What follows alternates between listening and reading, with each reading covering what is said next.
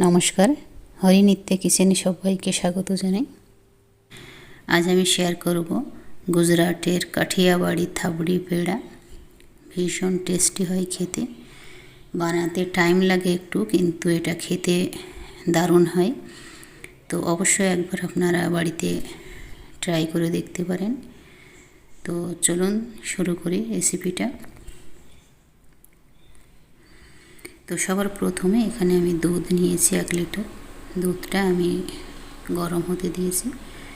তো দুধটা আমি যতক্ষণ না হাফ হচ্ছে 1 লিটারের, ততক্ষণ এটা জ্বালাতে থাকবো। তো এখানে দুধটা জ্বালিয়ে হাফ হয়ে এসেছে, 1 লিটার থেকে হাফ লিটারে চলে এসেছে। তো এখন এখানে অ্যাড করব চিনি। তো হাফ কাপের থেকে একটু কম আমি চিনি এখানে অ্যাড করেছি। তো চিনিটা মেল্ট হওয়া পর্যন্ত অপেক্ষা করব।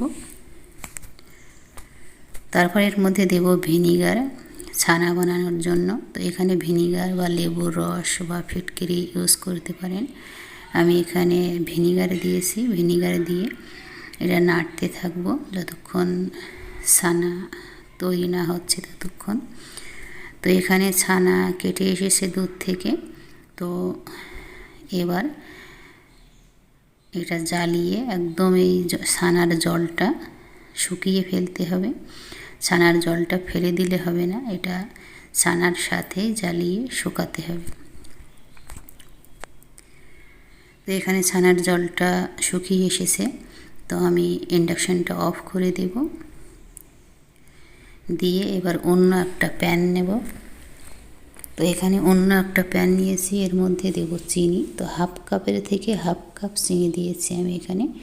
আর এটা এবার মেল্ট হতে দেব। এখানে কোনো নাড়াচাড়া করব না বা একটু জল দেব না এখানে। তো চিনিটা মেল্ট হয়ে এসেছে। এবার এর মধ্যে যে ছানাটা বানিয়েছিলাম সেটা দিয়ে দেব।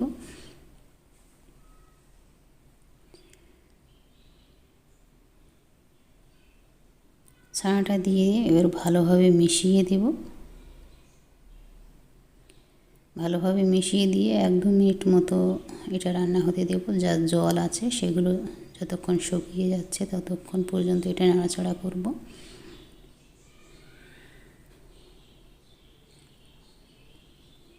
তো জলটা শুকিয়ে গেলে এবার এটা গ্যাসটা অফ করে নামিয়ে একদম পুরোপুরিভাবে ঠান্ডা হতে দেব। তো এখানে মিশ্রণটা ঠান্ডা হয়ে গেছে। আর এবার এটা হাত দিয়ে একটু মেখে নেব, কেননা ছানার বড় বড় লাম্পস আছে এতে। তো সামান্য একটু হাত দিয়ে মেখে নিলে যে লাম্পসগুলো বড় বড় লাম্পসগুলো আছে সেগুলো একটু ভেঙে নেব। তো এখানে আমি একটু মেখে নিয়েছি। এবার এর থেকে অল্প অল্প করে মিশ্রণ নেব আর হাত দিয়ে গোল বানিয়ে একটু চ্যাপ্টা করে নেব। এইভাবে বানিয়ে নেব চ্যাপ্টা করে করে।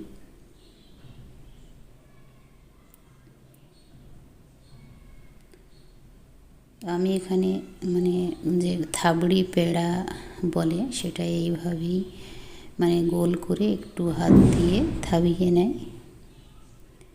এইভাবে বানিয়ে নেব সবকটা। তো আমি এখানে বানিয়ে নিয়েছি সবকটা। এবার এর উপরে এখানে আমি আমন্ড বাদাম নিয়েছি, কুচো করে নিয়েছি। তো একটা একটা করে এর উপরে এভাবে লাগিয়ে দেব। আপনারা পেস্তা বাদাম এখানে ইউজ করতে পারেন। আমি এখানে আমন্ড বাদাম নিয়েছি। তো তৈরি হয়ে গেল ভীষণ টেস্টি একটা পেড়া রেসিপি। অবশ্যই বাড়িতে ট্রাই করবেন।